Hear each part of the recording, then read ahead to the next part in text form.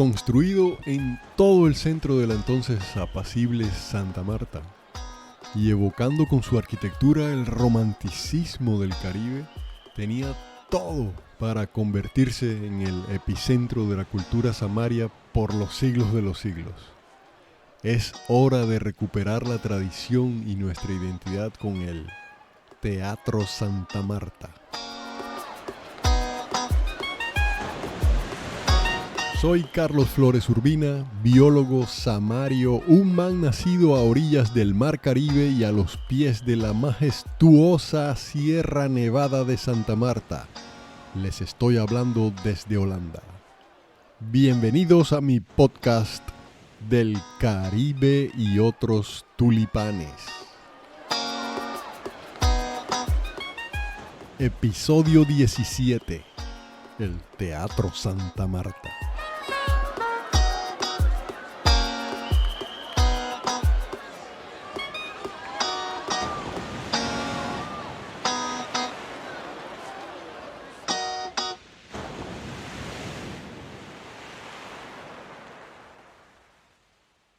Aunque parezca increíble, los hechos ocurridos a finales de 1928, en ese diciembre, cuando los trabajadores de la zona bananera del Magdalena armaron tronco de huelga que terminó en lo que hoy conocemos como la masacre de las bananeras, a la compañía gringa, la UNAI, que en esos días tenía el monopolio del comercio del banano, eso no le hizo ni pío.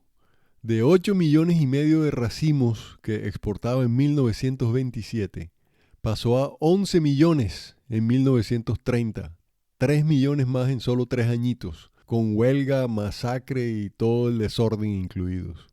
Y la vaina hubiera seguido creciendo y expandiéndose si no fuera porque en octubre del 30 la bolsa de Nueva York quebró y se generó lo que se conoce como la Gran Depresión, que fue la primera gran crisis económica mundial. Esto llevó a que la UNAI solo pudiera exportar 5 millones de racimos en el año 1931. Imagínense ustedes, pasar de 11 millones de racimos al año a solo 5. Tremendo golpe duro, ¿eh?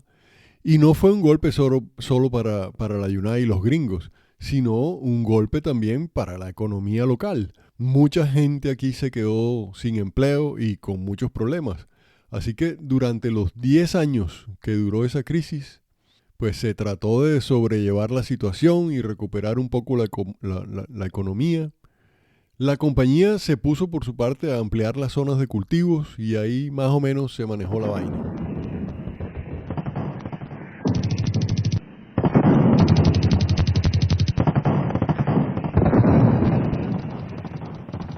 Pero cuando acabó la recesión y todo el mundo pensaba que llegarían tiempos de prosperidad, empezó entonces la Segunda Guerra Mundial.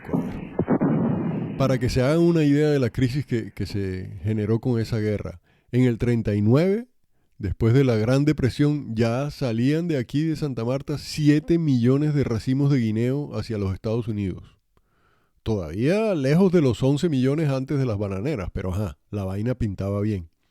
Pues en el 41, ya con la guerra andando, de vaina se llegaron a exportar 2 millones de racimos. Y en el 42 no se alcanzó ni el 500,000.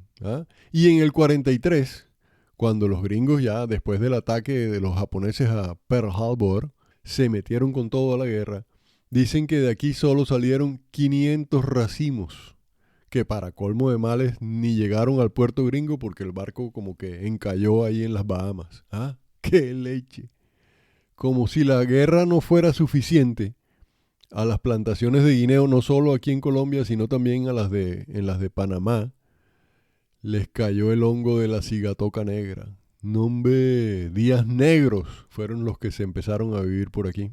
Ante el desempleo que se presentó, el gobierno nacional empezó a invertir en obras públicas para darle trabajo a la gente. Y así fue como a Santa Marta llegó billete de Bogotá para construir, entre otras, el Hospital San Juan de Dios, la clínica materno-infantil, que aquí llamaron La Gota de Leche, y el Hospital Antituberculoso, entre otras obras. Otros de esos proyectos que se cranearon como fuente de empleo en esos años duros fue la construcción de un teatro, al cual llamarían el Teatro Moderno de Santa Marta. Rápidamente se escogió un lote de 1.600 metros cuadrados sobre la en ese entonces recién inaugurada avenida Campo Serrano. Pero llegó el primer problemita. El dueño del lote pedía 35.000 barras, pero el municipio solo le ofrecía 10.000.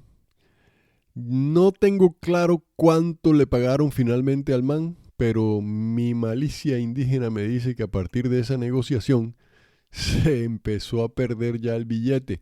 Y estamos hablando de los años 40 del siglo XX. A comienzos del 42 contrataron al arquitecto cubano Manuel Carrera, que vivía en Barranquilla y era considerado, mejor dicho, el non plus ultra de la época. Allá en Barranquilla él diseñó el edificio García. Es un edificio de apartamentos en estilo Art Deco que le dio fama en todo el país. A propósito de esto, aquí en Holanda, en la ciudad de Enschede, hay un edificio casi una réplica del edificio García, el mismo diseño y todo. Por ahí les voy a dejar unas fotos en la cuenta de Instagram para que comparen. En todo caso, Manuel Carrera se vino para Santa Marta a trabajarle al nuevo Teatro Moderno de Santa Marta. El 10 de junio de ese mismo año, del 42, se empezó la construcción del teatro bajo la dirección de Carrera. Pero no más fue empezar para que empezaran los inconvenientes. Resulta que ese mismo año, el gobernador de la época enfiló todas sus energías para conseguir la sede de los Juegos Deportivos Nacionales de 1949 para Santa Marta. Y naturalmente, la construcción de una villa olímpica empezó a ser la prioridad. Así que hasta los materiales que habían comprado para la construcción del teatro terminaron en las obras de los estadios de la Villa Olímpica. La construcción del teatro entonces se fue apagando y se paralizó. Como si fuera poco, se empezaron a atrasar en los pagos a Carrera. El man pasaba sus cuentas, le firmaban el recibido y hasta ahí llegaba la vaina. No le pagaban. No, hey, Carrera, que te falta un sello, que la firma, que el visto bueno, que la fotocopia de la cédula 150%. El pobre man nunca se imaginó en el enredo en el que se había metido aquí.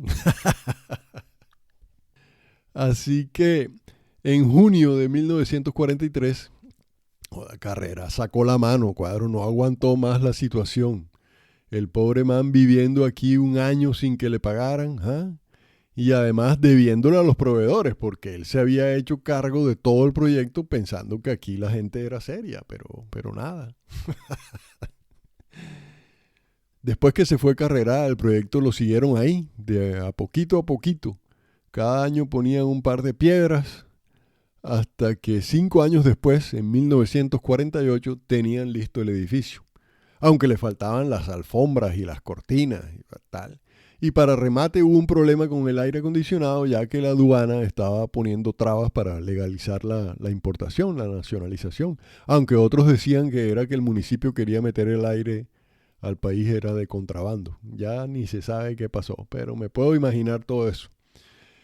En el 49, por fin, se solucionaron todos los problemas y el teatro estuvo listo para su gran inauguración el sábado 19 de junio de 1949. La idea era traer para esa inauguración a un reconocido bailarín español que en esa época ya triunfaba por toda Latinoamérica, Antonio Ruiz Soler. Pero ya ustedes se imaginarán, no trajeron al tal bailarín, sino que por falta de tiempo para organizar bien la vaina, decidieron proyectar una película mexicana ahí normalita. ¿Eh? Así fue la inauguración de nuestro Teatro Santa Marta. Yo recuerdo que el teatro tenía un buen sonido, sin duda. Tenía una silletería de cuero rojo, alfombras rojas, cortinas rojas, aire acondicionado, tenía un foso delante del escenario que se utilizaba para las orquestas en caso de la presentación de un musical o una ópera. Aunque los pelados lo usábamos era para correr por toda esa vaina y escondernos mientras empezaba la película o en los intermedios.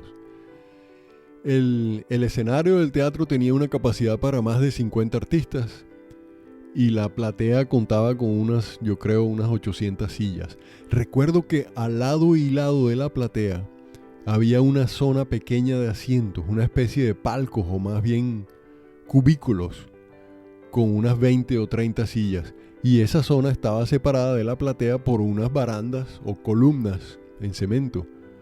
Siempre me pareció bien raro ese espacio. En todo caso, por ser la zona más oscura y más resguardada o más escondida del teatro, allá solo se sentaban los mayores que ya tenían parejas y que no estaban muy interesados en ver la película. Una de las cosas que más recuerdo de la arquitectura del teatro era su taquilla en la parte de afuera. Era como yo siempre me la imaginaba como una cápsula espacial que salía y se agrandaba desde las escalinatas de granito amarillo que daban acceso a la puerta principal. La taquillera era una señora que todas las noches se metía ahí, en esa caja de ladrillo y vidrio, con solo una pequeña ranura para el contacto con el mundo exterior por el que se hacía la venta de las boletas. Alucinante. Y les confieso, de niño siempre soñé con ser taquillero del Teatro Santa Marta. Tronco de trabajo bacano. Un sueño que no se me cumplió, aunque, quién sabe, todavía se puede cumplir. En el segundo piso del edificio, con entrada por la calle Santo Domingo, estaban los estudios de Ondas del Caribe, cuyo aviso luminoso de neón colgaba sobre la avenida Campo Serrano. ¿Se acuerdan de ese aviso? Tronco de obra de arte bacanísima, ¿eh? Era grande, rectangular y asemejaba las olas del mar que se prendían y apagaban de arriba hacia abajo en diferentes colores y con el nombre de la emisora sobresaliente también en neón. Bellísimo. Siempre me he preguntado dónde habrá ido a parar ese aviso. Donde lo consiga hoy soy capaz de traérmelo para Holanda y colgarlo aquí en la puerta de la casa al lado de la bandera Samaria. Otra cosa que recuerdo mucho, no del teatro en sí, pero sí ligada a esa zona y a esos tiempos, era que sobre el Sardinel, el andén en la esquina de la Santo Domingo con Quinta, casi debajo de donde estaba colgado el aviso de neón de Ondas del Caribe, había un puesto callejero de alquiler de revistas y cuentecitos, o lo que aquí llamábamos los paquitos. Yo me iba con mi hermano para allá y nos sentábamos ahí, en la banca de madera que el man tenía a leer los paquitos del Llanero Solitario, Archie y sus amigos, Lorenzo y Pepita, el Pato Donald, Calimán. Y ahí me empecé a leer también la colección juvenil de literatura universal, el Cid Campeador, el retrato de Dorian Gray, 20.000 leguas de viaje submarino de Julio Verne. ¡Arra, qué bacano! Y ahí pasaba uno un rato leyendo sin que nadie lo molestara, casi que en la mitad de la calle. ¡Joder, qué delicia!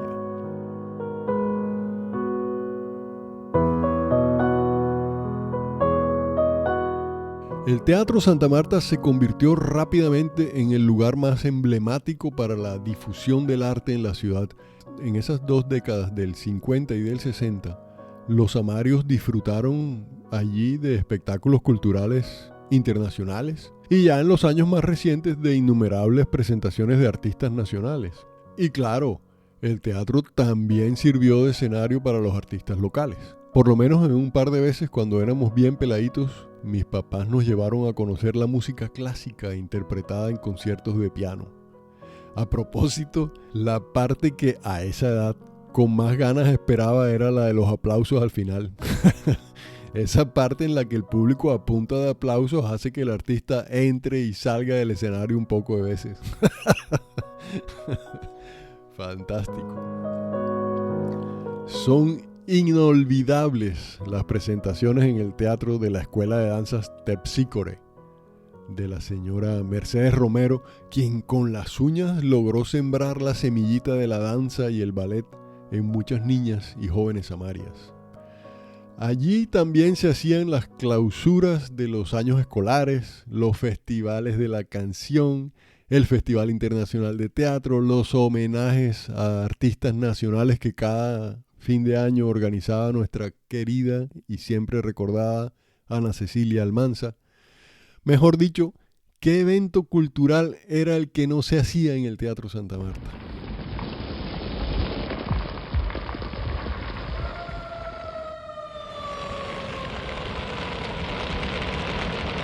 La parte triste de esta historia empieza cuando en la madrugada del martes 8 de agosto de 1979 un incendio devoró gran parte del edificio del teatro. Los primeros chismes decían que había sido la guerrilla, aunque yo nunca entendí por qué la guerrilla iba a estar interesada en quemarlo, pero ajá, chisme. Otros chismes contaban que lo incendiaron para cobrar un seguro. Cuento más cercano a nuestra realidad. O que todo fue resultado de una pelea entre el alcalde de turno y el administrador del teatro. Ni idea. Y por último sacaron otro chisme que decía que lo incendiaron para hacer un cambalache. Resulta que el teatro tenía un piano alemán de marca Steinway, que dizque era la berraquera de piano, clásico y lujoso, que costaba un billetal. Pues, según las malas lenguas, la intención del incendio era sacar ese super piano esa noche, poner en su lugar uno viejo, vuelto nada y de poco valor, y meterle candela al teatro. Y así, a la mañana siguiente, los bomberos y la policía encontrarían las cenizas de un piano y todo el mundo creería que era el piano caro. Y ya, colorín colorado, ese cuento así se habría acabado. Después del incendio, se logró emparapetar el teatro, lo medio adecuaron para que siguiera funcionando, y así fue hasta más o menos el año 1999, cuando ya por el mal estado de las instalaciones y la presencia de ratas y ratones, cucarachas y cuanto bicho raro podía existir, decidieron cerrarlo y sellarlo definitivamente. Desde hace años se inició un proceso para su reconstrucción y ahí va. Todo parece indicar que ya está listo para su inauguración. Lo que vemos desde afuera es espectacular. Me hace feliz verlo renacer, me llena de orgullo y también de mucha expectativa. Ojalá no nos decepcionen. Ojalá se abran pronto sus puertas y que los samarios podamos disfrutarlo en todo su esplendor. Pero lo más importante es que los samarios nos apropiemos del teatro para que vuelva a ser ese epicentro cultural de la ciudad. El teatro debe convertirse en motivo de orgullo para todos. Ese Teatro Santa Marta, también como cine, sí que lo disfrutamos. Ahí fue donde muchos de los de mi generación, ya en los años 70, se encontraron con su primer amor, la primera cogidita de manos, el primer beso robado. Es que ese era tronco de teatro romántico, ¿eh? En La Morita o el Variedades, ¿quién se iba a poner a pensar en robar besitos o coger la mano en medio de la plomera de las películas de vaqueros? Y mucho menos entre la gritería que armaban esos chinos en sus películas de karateca, ¿eh? Todo lo contrario era lo que pasaba con las películas que se presentaban en el Teatro Santa Marta.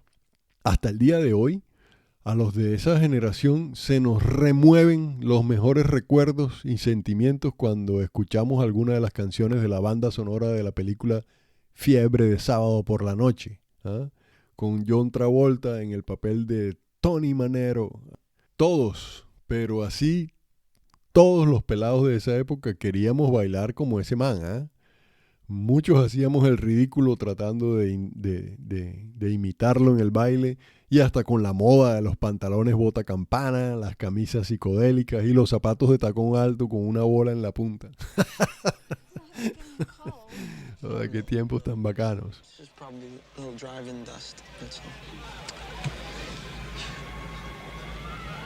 Y para rematar, después, en el 78 llegó Brillantina, Gris. con el mismo Travolta haciendo de Danny Zuko y Olivia Newton-John en el papel de Sandy. Por el Teatro Santa Marta en los años 70 pasaron todas las películas incluidas en los listados de las mejores producciones de la historia del cine. El Padrino 1 y 2 en 1972 y en el 74, que el teatro estaba tan lleno que la gente se sentaba en el piso, cuadro. También pasó El Exorcista en el 73, que a mí no me dejaron verla, ni creo que yo hubiera querido ir a verla. Todavía no la he visto, ni la voy a ver. En el 75 llegó Tiburón. Tan, tan, tan, tan, tan, tan, tan. En el 76, bueno, ya con Robert De Niro, Taxi Driver. Y después, obviamente, llegó Sylvester Stallone con su primer Rocky. La Guerra de las Galaxias, episodio 4 en el 77. El Expreso de Medianoche de Oliver Stone en el 78, que me la vi como 3 veces seguidas. Alien, El Octavo Pasajero, Mad Max, mejor dicho, lo mejor de lo mejor. Todos son recuerdos de una época de oro que esperamos que muy pronto regrese. Por último, un sueño que tengo, y es que en el nuevo Teatro Santa Marta, además de las presentaciones de artistas locales, nacionales y extranjeros que se consigan a través del año, a lo largo del año, se establezca o se institucionalice más bien la presentación 2 o 3 noches por semana de algo que podríamos llamar, no sé, el ballet folclórico del Magdalena Grande, algo así, que sea un espectáculo único para samarios, pero sobre todo para los turistas nacionales e internacionales, que en todas partes del mundo se le diga a alguien que piensa visitar a Santa Marta: hey, si vas a ir a Santa Marta, no te puedes perder los jueves en la noche, por decir algo, la tronco de presentación del ballet folclórico del Magdalena Grande. Algo así. Sería bacanísimo. ¿Les gusta ese sueño? Bueno, entonces a trabajarle. A mí me parece la berraquera. Como ya saben, en la cuenta del Caribe y otros tulipanes de Spotify, después de cada episodio armo ahí un cancionero o una playlist con canciones relacionadas con la historia del episodio. O sea, en el cancionero de hoy encontrarán unas de Fiebre de Sábado por la Noche, de Brillantina, del Padrino, la de Rocky, la de Tiburón y otras más. Si las escuchan ahora, después de haber escuchado la historia del Teatro Santa Marta, les aseguro que la experiencia va a ser completa. Listo. Les recomiendo que le den un like o un me gusta para que les quede ahí guardada y la puedan escuchar cuantas veces quieran y cuando quieran. Todos tienen mi permiso de compartir este audio y todos los audios del podcast con quien quieran, con sus amigos, con sus hermanos, sus hijos, sus sobrinos, samarios o cachacos, gringos o hasta holandeses. La idea es que todos conozcan más y más a Santa Marta, su historia, sus tradiciones, porque solo así la van a querer más y solo así la cuidarán y la protegerán. La próxima semana estaré aquí con un nuevo episodio y les compartiré la historia fascinante de una de las haciendas cafeteras de nuestra Sierra Nevada de Santa Marta. No se la pierdan. Estén atentos a mi cuenta de Instagram y síganme en Spotify o en la plataforma digital que ustedes prefieran. Como ya les he dicho, siempre me encuentran bajo el nombre de Del Caribe y otros tulipanes. Se me alargó este episodio más de la cuenta. Discúlpenme, por favor. Soy Carlos Flores Urbina. Muchas gracias por escucharme y chao.